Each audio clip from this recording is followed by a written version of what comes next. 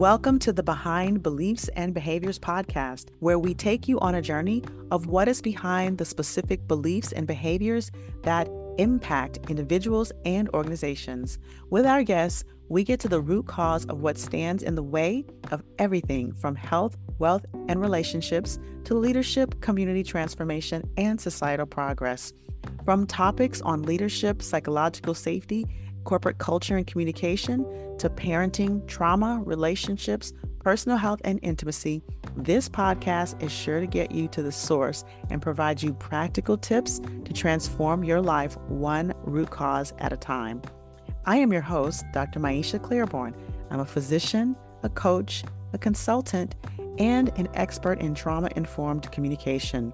The founder of the Mind Remapping Company, I help individuals and organizations better understand the brain, behavior, and the root of false beliefs so that you can more effectively listen, communicate, connect, and create fulfilling relationships and results in your personal and professional life. Join us every Monday morning at 8 a.m. and let's get to the root cause and discover what's behind your beliefs and behaviors. Hello. Welcome back to another podcast episode. And I am super excited for my guest today. So this sister right here, she is not only an amazing yoga instructor, owner of Balance Yoga Atlanta. Yes, she is in the A with me, but she is a longtime friend and a mentor. She is my very own yoga instructor. And let me tell you, y'all, I'm going to tell you a secret. I've been trying to get her on this podcast for years. So yes, I just outed you. But I just want to welcome to the show, Marsha. Thank you. I know it has been too long. You've asked me for literally years. And then finally the other day, I was like, she keeps asking me, how could I say no to my dear friend? I just need to get over my fear of the recording.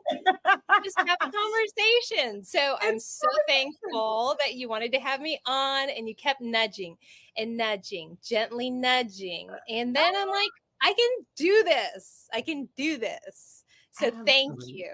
Absolutely. It's my pleasure. And you know, this is going to be the first of many, because once you have this conversation in this very like fireside way, you're going to get hooked. Okay. You're going to get hooked. Hey, I'm so excited and honored. Thank you for having me on. Oh, it's my pleasure. So I like for the audience to kind of get to know my guest. So I would just love for you to share your background and how you got into yoga. Like, what's it been like for you, like being a yoga instructor and really embodying the craft as you have? Okay, so I started doing yoga in 2001 after I graduated from school from Georgia State University with a degree in exercise science. I had been on the track to be a nurse, and I quickly realized when I got into my clinicals that it was not the path for me. I always wanted to serve, but being in the hospital setting was really hard for me and really sad. And I was like crying a lot. And so I thought, what could I do? And I went, prevention. I can still serve, but if I do it from prevention, then I can get people before they get sick. So then I was like, okay, what could I do? And my sister got into yoga very briefly, actually. And she was telling me how much she liked her yoga classes. Yeah. And I was like, that's what I'm going to do. I'm going to teach yoga. I'd never done yoga before, but I decided I'm going to teach yoga. And I took my first class and I was hooked right away. And luckily it was an Ashtanga class. I didn't know what Ashtanga was, but I just got lucky and fell into it. And it was like the perfect combination of exercise and mindfulness. And it just really made sense to me. Yeah. So I started that 2001, and then I did my teacher training pretty quickly. I did it in 2002, graduated in 2003. and started teaching April 2003, became a studio owner 2004. And I just keep learning. I keep Yeah. practicing and going through the different stages of life and motherhood and aging and all of that. And I am so grateful for my yoga practice because it's very grounding Mhm. and it grows with you. It really does. It really does. It's very interesting. Well, first of all, one of the reasons I love doing podcasts is I learned things about people that I didn't know. Like we've been knowing each other for, I don't know, 17 years now. I never knew that you were going to be a nurse. I never Oh, knew you that. didn't know that? No, I never knew the history about like you being on track to be a nurse and then going into your clinicals and then like deciding on a different path. Like I knew that you had graduated with an exercise science degree. Like I knew that part, but I didn't really know the other part. So love, Oh, love, love like these podcasts because you just get to know people in ways that, and it wouldn't have come up, right? So that's so interesting. I love, and so by the way, for the audience, you don't know, like you heard me just say it. I've known Marsha for the better of 17, I think it's going on 18 years now. I'm one of the OG yoga students. core four. I call you one of my core four.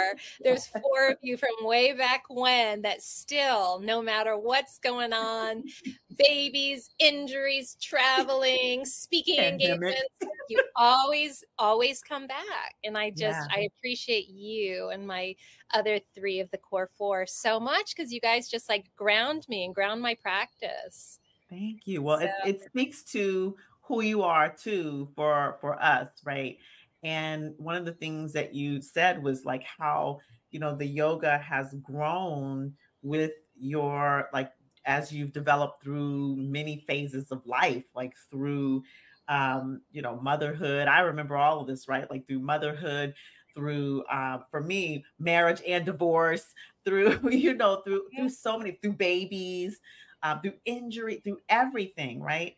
And I think part of that is because for me, and I know for you, like it's more than like being on the mat. It's more than um, what people see as the asana. And I would love actually just to backtrack because the style that we practice is Ashtanga, and people may not exactly know like, oh, what does that mean? Ashtanga, what is that? So I would love for you to just sort of like give a little bit of background on the styles and Ashtanga and like, what that is. okay. So let me first say what yoga in general is from the Yoga Sutras Yeah. of Patanjali. It's this ancient book with 198 statements about yoga. And I think only like a handful of them are actually about like poses because Mhm. yoga is about state of mind. So Mhm. yoga is about quieting the mind or focusing the mind. Mhm. And so often when people think about yoga, they think about postures, they think Mhm. about back bends and stuff like that. But really, the Mhm. aim of yoga is to learn how to focus your mind. Mhm. And it seems like now more than ever, we are distracted and our mental health suffers. And so Mhm. people need a practice to help them with their mind. And so the Mhm. thing I like so much about Ashtanga yoga is one, it's vigorous. It doesn't have to be, some people, Mhm. they might not want something quite so like Mhm. jumpy and twisty and bindy. The Ashtangas can still be your practice. Yeah. You can just modify it and do it a little bit less vigorously. Yeah. But the thing I like about, yeah, well, I modify a lot, y'all. well, it's all relative, isn't it? Because some Yeah. people look at you and think, "Oh my gosh, look at what she's doing." True So it's that. all relative. But the beautiful thing about Ashtanga is it's a set sequence of postures. So you don't Mhm. have to think about what's coming next. I mean, at the beginning you do because you don't know what you're doing. But once you have like a small amount memorized, you Mhm. show up and you can do that and breathe and try to concentrate your mind and focus your mind. Mhm. Once you have it down, doesn't have to be perfect, then we just add on a little more to your sequence. So Yeah. some people might start with just 15 minutes and then Mhm. 30 minutes. And then we've got some people doing 2 hours, but it's physical. You're using your physical body to focus your mind. So it's like you get you get two birds with one stone. Yeah. And that's what I love about Ashtanga. That's why I ended up choosing the style Ashtanga, because it was a set sequence of asanas.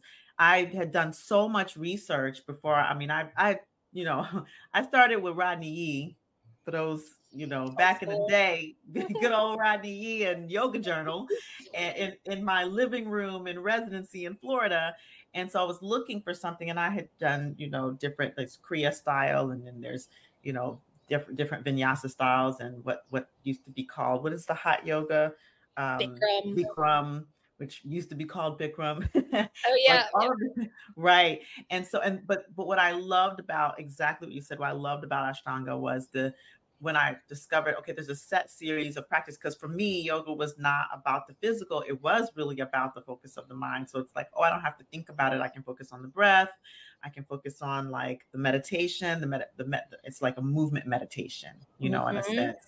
And that's what I loved about it as well. So I appreciate you bringing that, and also really talking about how yoga is the focusing of the mind. And I think why one of the reasons that people associate yoga with postures, and I'm gonna get a little deep for a minute, and then I'm gonna come back, is, it's colonization.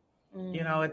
That's when yoga, when anything becomes colonized outside of its culture, or appropriated outside of its culture, then it can lose that original meaning. So I appreciate you bringing that back into the space. Oh, you're welcome. You're welcome. I'm so glad that I could mention that, because I mean, all the time I tell people, they're like, "Oh, well, what do you do?" And I'm like, "Oh, I'm a yoga teacher." And I'm like, I know they don't know what that means. They don't know.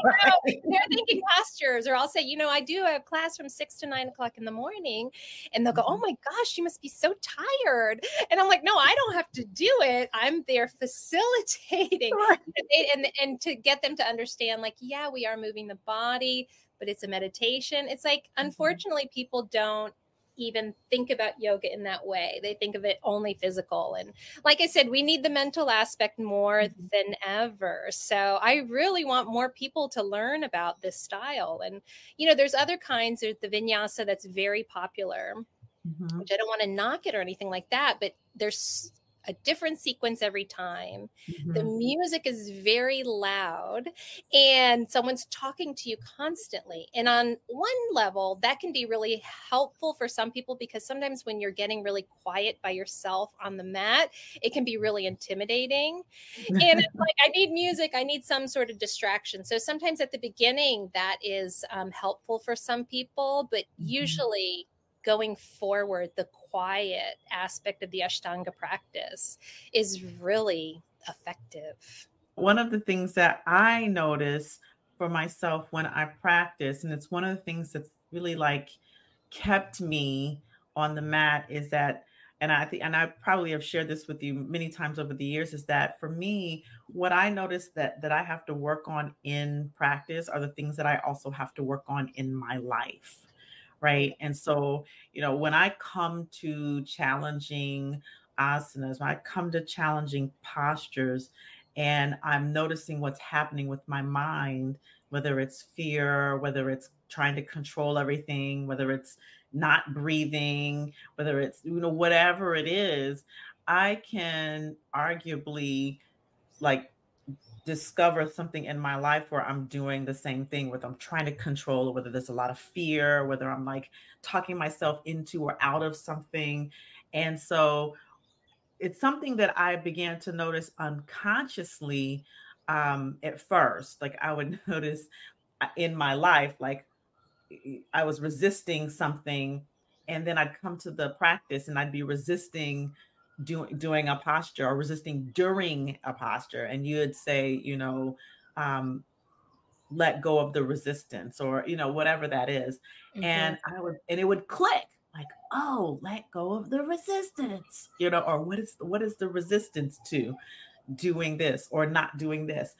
The other thing was like, I'm a type, I'm not going to say that. I'm conditioned. I was going to say type A. Yeah, I yeah, I was, do.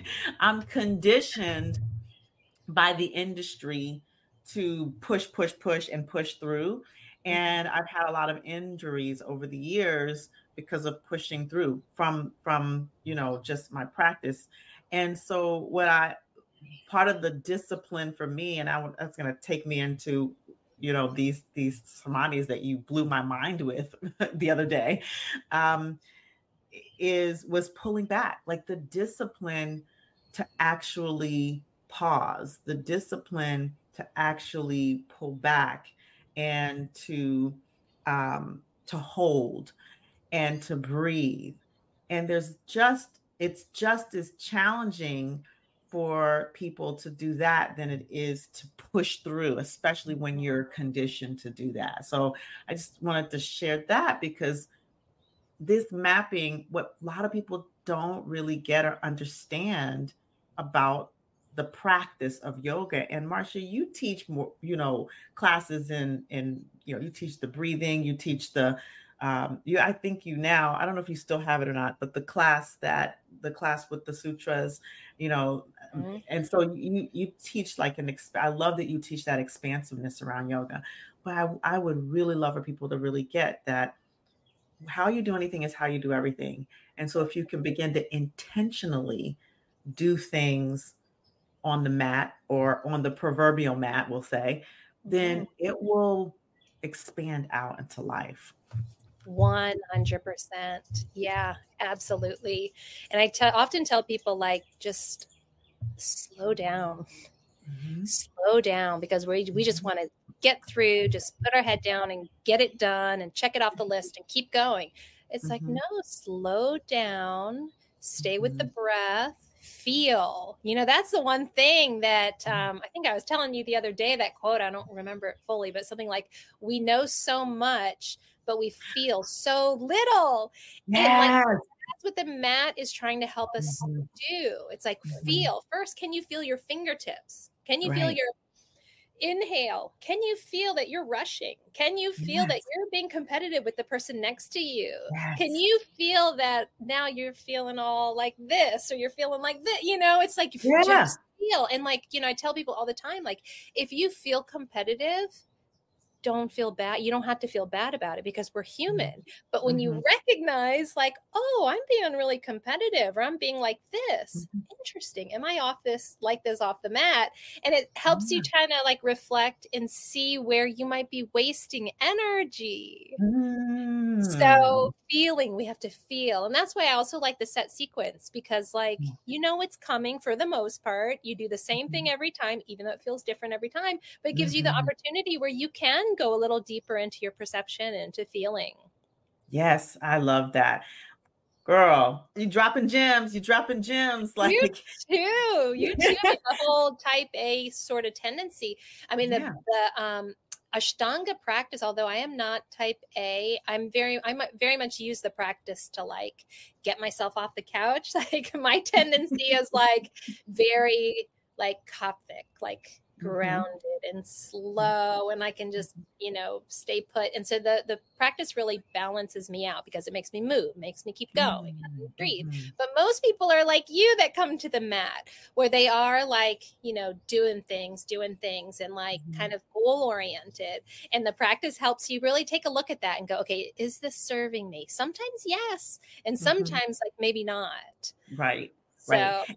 And the thing people don't know about Ashtanga is that there are multiple series. Yes. And so when you're talking about being competitive, it's like you go in, especially when you go to the types of classes that I participate in. For those of you who are listening, it's called Mysore, and it's a type of class where everyone practices the series at their pace, and they practice as much of the series as they know, or as they can, or as they want to in that particular frame of time.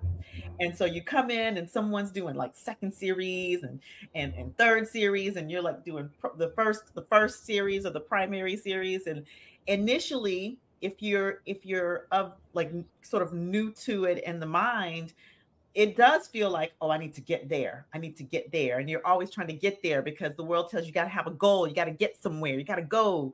And then one day you just sort of like, sort of like drop into, oh, I don't have to get there. And like coming to the mat for me every day is a reminder that, oh, I don't have to get anywhere. I Yes. can just be on the mat and practice whatever I can practice that day that Yes. feels. And girl, you know, we got a whole podcast that we're going to do on feeling because I love that quote. We know so much, but we feel so little. Like that's going to be the title of the next podcast we do together because I really want to talk about that in regards to trauma because girl, we got a whole conversation about that for sure. For Yeah. sure. Yeah. And that's like one of the things, I mean, I know you're wanting to go this way with that, but like, so often what I'm trying to help people do is just be present, be present, be present. Yes, If you're yes. present, that helps to sort so many things out. We're in the past, we're in the future, we're Mhm, worried, we're hung up. mhm, It's like, if you can mhm, just like feel your hands, if you can take a breath, you're mhm. starting to put yourself on this whole fresh, new connected pathway. It's hard, Yeah. but I saw this thing the other day that said 0 to 100 is the hardest part. 100 to 1,000 is much easier. Isn't that Ooh. interesting? So it's like that Yes, first part, it interesting. seems really hard. Like, oh my gosh, to think in this way, to be present, to be disciplined, to be, Right. da, da, da, all the things. Like, yeah, when you're getting to 0 to 100, it's a lot. But then once it starts stacking, you can get to Yes. 1,000 much faster. Yes, and we don't even realize it. Yeah, and this is the sort of like the basis of this consciousness, right? Like being conscious, being aware of ourselves, of our interactions with others. You know, like this is the training of the brain, the training of the nervous system. And you know, y'all know if y'all listen to me, you know I love talking about the brain and the nervous system. And so I was on the mat the other day. Now, at the time of this recording, you know, this is maybe a couple of weeks ago, so it would have been a few weeks by the time the release of this episode. But I was on the mat the other day, and I don't even remember how it came up, but he quoted to me these sutras, this sutra, and it was like mind blowing, right? And so I'd love for you to share that. And let's talk about that for a minute because I feel like, you know, these five things, the context for which you spoke them was me on the mat doing a particular like series, a posture, I think. I can't even remember which one, but doing a particular posture. But when you said them, it just I just saw my whole life. Flash before you. No. Right. It's like, so can you share what you shared with me that day? Okay, sure. Of course, I gotta do the chant. It's Shraddha Vidya Smriti Samadhi Prajna Purvaka Itaresham. And what that means, I love doing the chanting. I just started like learning the chants again. And it puts you in this state of mind, especially when you're doing Sanskrit, because you can't think about anything else because this is a foreign language. Yes. But anyway, so I've been learning the chanting and trying to understand like the wisdom behind each of the sutras. And so we were working on this sutra. This is 120, first chapter, 20th sutra. And what it means is in order to achieve the goal in yoga, which is like, samadhi or connection, absorption, you have to have 5 things. And the first one is you have to have faith. And so if you don't believe you can do something, if I don't believe I can create a yoga mind, if I don't believe I can create a profitable business, if I don't feel like I can create a good, healthy relationship, then I'm not going to do the second thing, which is vigor, which is work. Yes. And so I think I was asking you, like, do you have to first believe you can do this, which I think you did believe it, but I just wanted to make it really clear. Keep believing that you can do this crazy posture you're about to be doing. Maybe it was Kapotasana, like bending backwards or something. Or it could have been pincha. Could have been pincha. Yes. The forearm balance, y'all. It's the forearm balance. Yes. So I said you have to make sure you have faith. And then if you believe that you can do something, then you actually put the work in. You know, if you're like, I might be able to have a good business. I might be able to have a good relationship. It's probably not ever going to happen for me. Then you're not going to do the work, which I love that because whenever you do the sutras, you always list from the most important thing down. So you have to have faith. So you have to have faith and then you have to do the work. And Mm-hmm. then you have to remember, Smriti is memory. You have to remember what you were doing in the first place, because it's so Right. easy to just slide into your like normal daily habits, your normal daily thought patterns and Mm-hmm. ways of being. So you have to be Mm-hmm. like, oh, no, I'm trying to do this thing. I'm Yeah. remembering, I'm working, I believe in myself. You Mm-hmm. have to be absorbed. You have to stay Mm-hmm. focused. And then Yep. you have to be discerning. Listen to your intuition. Ask yourself those good questions. Yes. And so what's interesting about that for me is like, first of all, the faith, and faith is like this space of knowing without seeing. Mm-hmm. Right? Yeah. Knowing without seeing. And oftentimes we are in this space, in this culture where we have to see in order to know that it's there. It's like evidence, evidence, evidence, evidence. But there are some times in life where we are building the evidence as we go along. And we Mm-hmm. have to believe that we can build that evidence for whatever it is, where we're creating a culture in our organization, where you starting your business, where you can do a particular posture or asana, or you could, you're being a good parent, and that your kid is listening and absorbing what you're saying. You have to have faith that that's happening so that you Mm-hmm. continue to do the work. Mm-hmm. Right. The work. I love the word vigor. And then I also love the word that's adjacent to that, rigor, because there is sometimes just like kind of this lackadaisical putting in the work, but you really have to be intentional. Like that's what I hear with vigor and rigor. It's like be intentionally and consistent with putting in the work, because you do something every now and then, you're not going to get the result that you want. Right. Mm-hmm. Yeah. And then I love the remember struck me particularly because it's not something we often think about that we have to do, but it's like it totally makes sense. Like, oh yeah, like I have faith, I have this goal, right? I have this goal, big goal in life, this vision, and I have to have faith that I can achieve it, and I have to put the work in. But then there's like squirrel, squirrel, squirrel, Yes. shiny object, Yep. squirrel, right? And then we get off track, and so it's like remember and then get absorbed in what we're Mm-hmm. doing. That absorption, I love that absorption, that like deep focus. It's almost like when a runner is running and they get into that runner's high, they get into the zone. You get into Yeah. the zone, you got to allow yourself to get into your zone, right?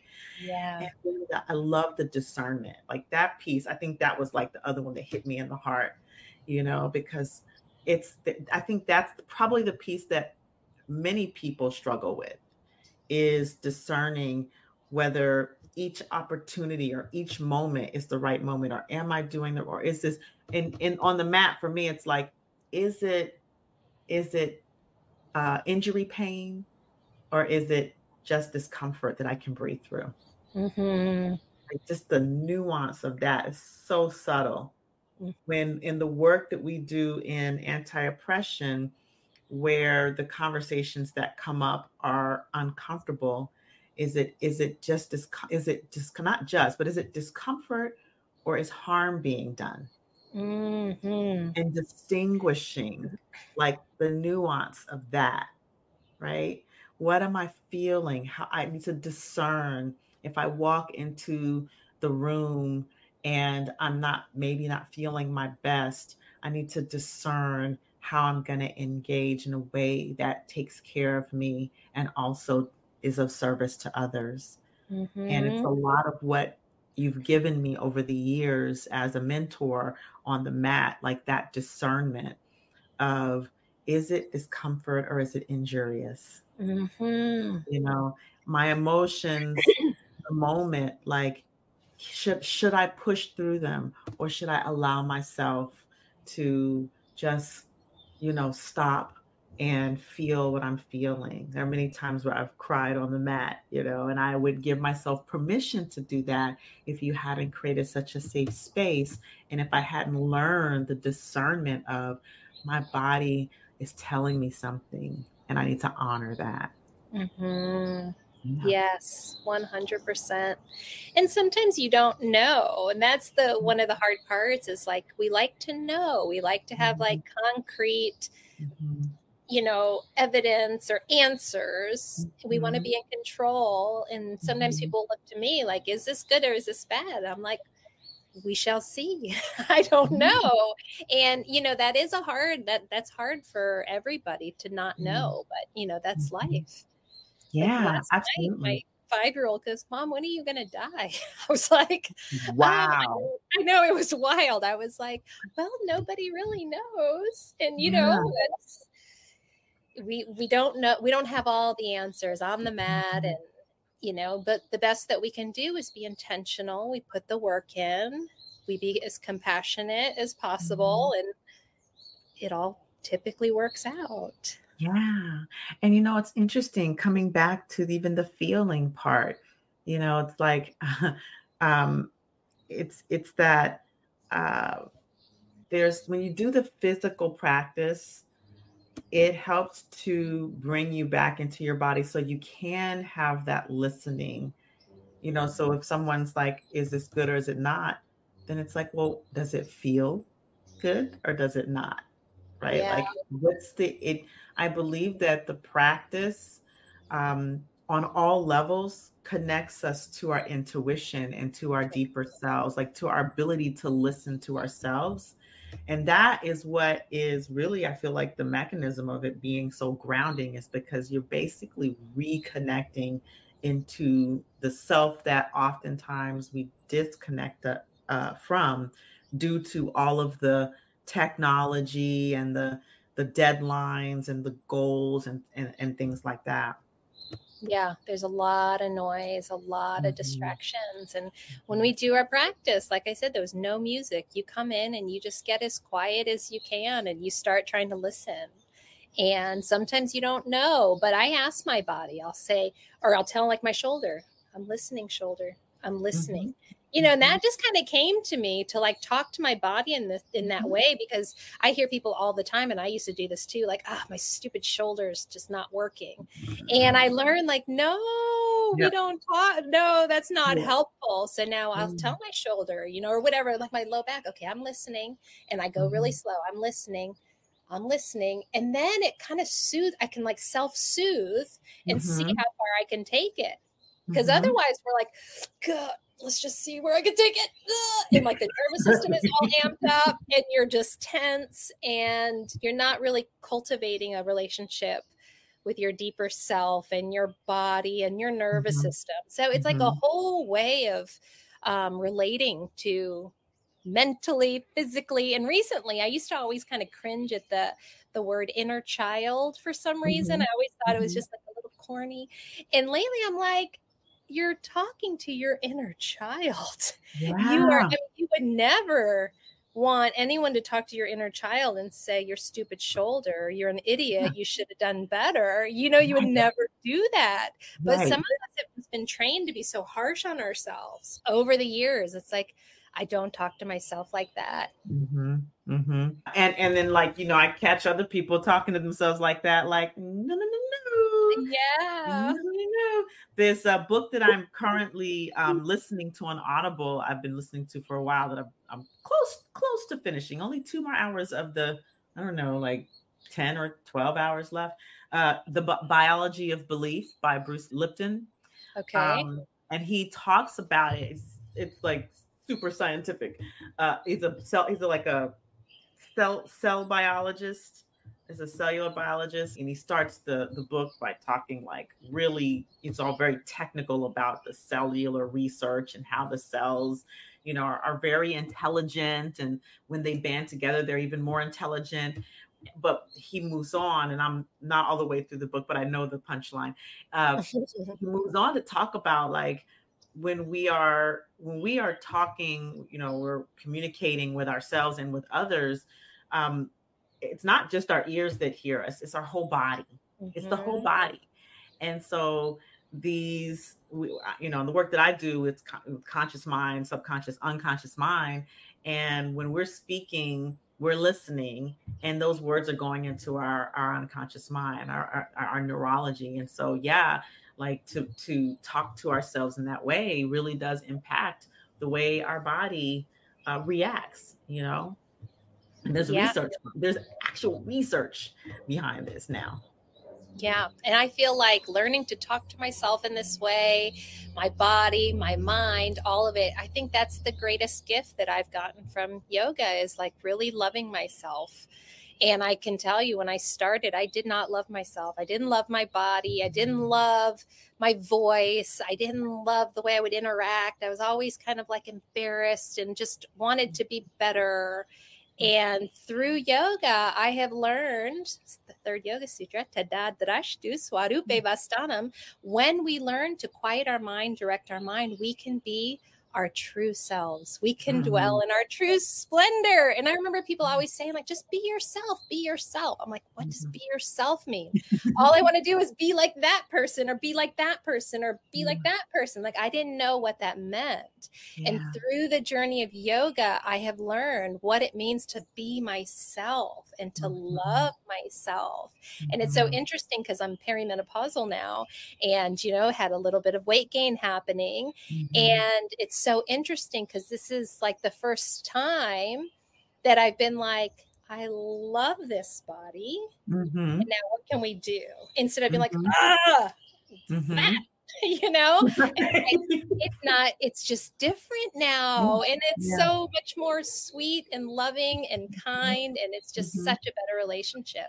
And so I just feel like so many people could benefit from yoga so that they have a better relationship with themselves and they can really love themselves and love the life that they've been blessed with. Absolutely.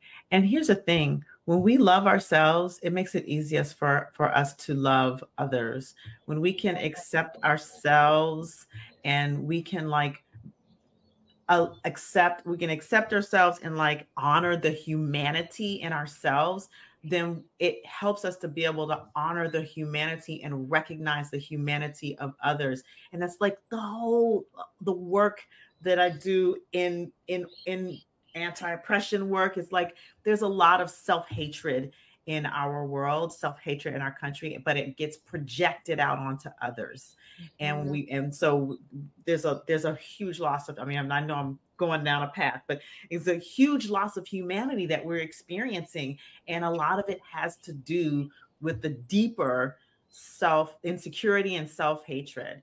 And so when we begin to like honor our humanity, accept our humanity, then it helps us to see the humanity in others and like really begin to treat each other with a bit more of that. Yes. Amen. Yes. I mean, my sister, she's such a wonderful person, but she'd say, you know, I love people. I love people. And this is like years, 20 years ago. And I'm like, I don't like people. I'm scared of people. And now, because I was scared of myself, I was, I just didn't like myself. And now I'm like, oh my gosh, I always want to connect with you. I mean, I have to keep my mouth shut when y'all come in the room because all I want to do is talk and connect. And I mean, we do that through the postures, but I mean, everywhere I go, I love people. So totally, Maisha. It's like the love extends out into the world, and it's doing yoga is a service to the world, to yourself and to the world. Absolutely, it is. Absolutely. Well, man, look, I could be talking to you all day. Same over Indian food, maybe. Over Indian food, right. We're due. We are definitely due. Yes, we and are. I know, and we really are going to have this the next conversation. I mean, I think that there's so much to be talked about, and I'm teasing y'all, audience. I'm teasing you. There is a whole conversation to be had about the yoga and when we started to talk about the feeling and the inner child and how that helps us to heal our traumas. And so I want to just, I'm publicly doing it, inviting you to come back and for us to have another conversation about that, because it's really so important and it's integral to the work that I do with people around trauma. And I know that that's some of the work that you do as well. So I'm so grateful that you said yes, finally. I can't believe it took me so long. It's my own hangups, but I'm honored that you that you've had me on and that you've been asking me for years. I'm sorry it took me so long, but this is Oh, not the last. It's the first, but not the last. awesome, awesome, awesome. It's all good. I always say we pop when we pop, but I wasn't gonna let you get away with it.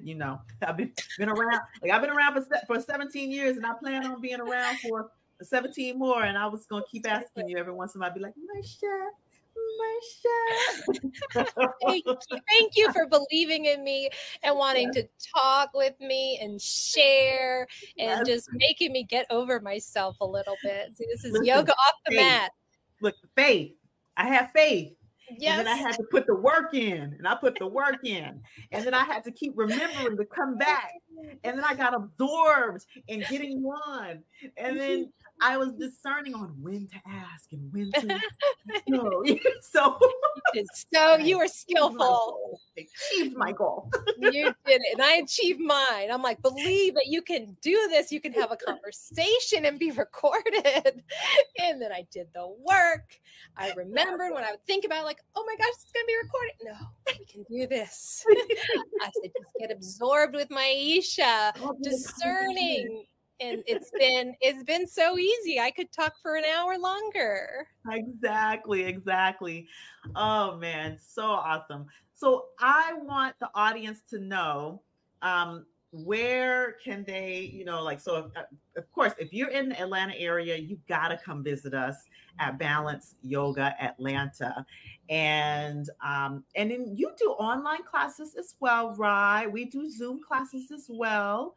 So tell the audience where they can find you. Okay, you can find me, balanceyogaatlanta.com. I'm on Instagram, Balance Yoga Atlanta, I believe is my handle. I have a beginner series coming up. It's all should be on the website. What else do I have? I have an immersion in-depth course where I do a little bit of wellness coaching with the yoga. And so what that looks like is I have a consultation with people and they tell me, I'm having a hard time getting to bed early. I'm having a hard time with X, Y, and Z. And then we come up with a simple plan and we put in yoga and I meet with them every couple days, depending on the plan. And we just see if growth can happen over a month, which it can with faith and vigor.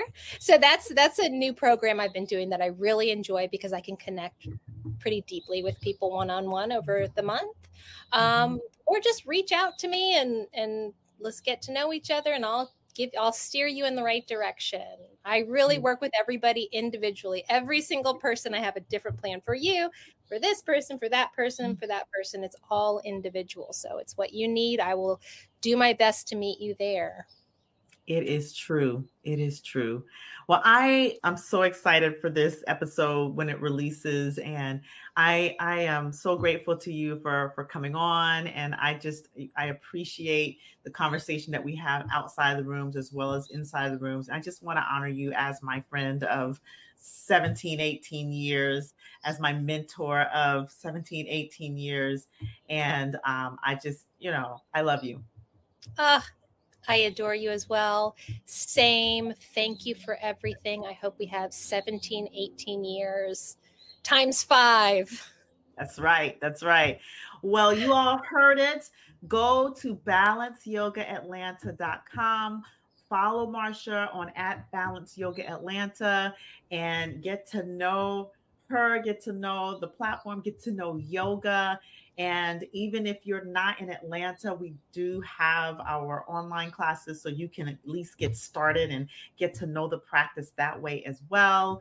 And, as always, I thank you for listening, because without the podcast, without the listeners, there is no podcast. So I appreciate my listeners.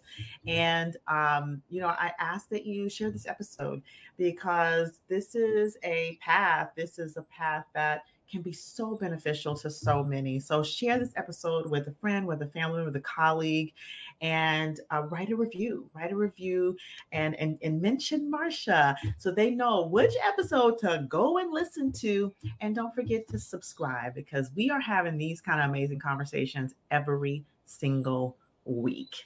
So with that, I will see you on the next episode. And until then, stay empowered. Thank you for listening to our podcast. We know that without the listeners, there is no podcast. We hope you enjoyed this episode. Please remember to subscribe so you do not miss when we drop our next episode. And share this podcast with a friend, a family member, and a colleague, at least one person in your life today.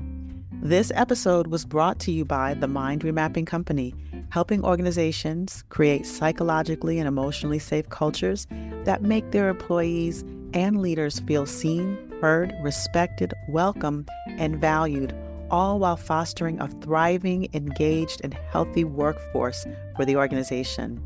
Is your organization in need of a speaker? I speak about topics like psychological and emotional safety, trauma-informed communication, and employee well-being.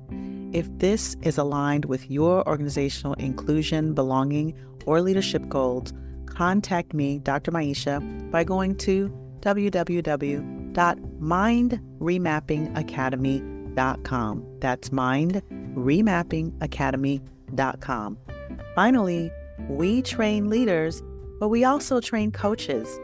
If you're interested in becoming a trauma-informed coach, visit our website as well and check out our NLP coach trainings and certifications. We'll see you on the next episode. Until then, stay empowered.